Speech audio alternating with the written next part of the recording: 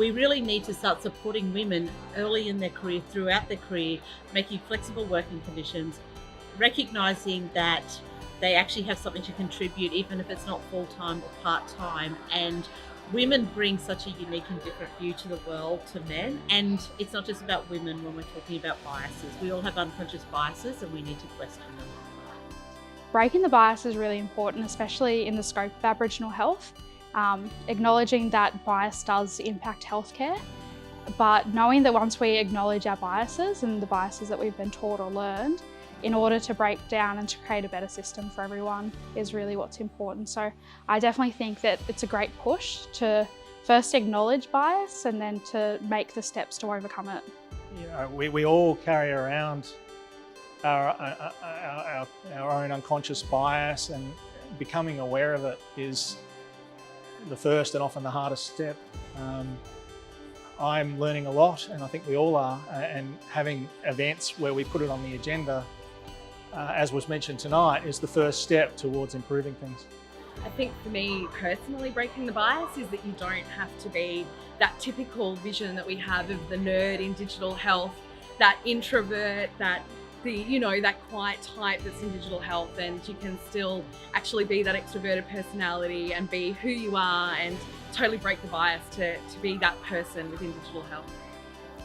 It's interesting when you say about bias, because the blonde hair, yeah, it happens, it really does, and it's something that I've struggled with. And I do know the amount of women who have to use those stereotypes to their advantage.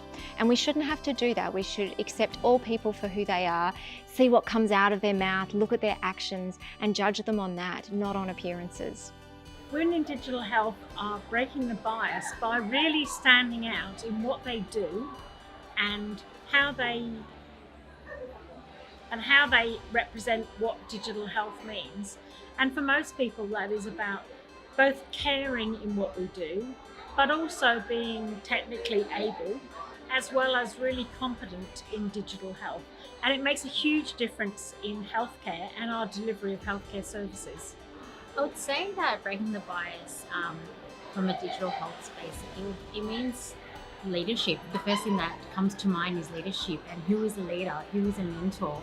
And traditionally, maybe that would have been, a male, but I find that in the digital health space, there's lots of empowered women who are great leaders and empower other women and men to want to take up a leadership position and to want to fight against the norm and do something different and sort of live the passion that they love doing.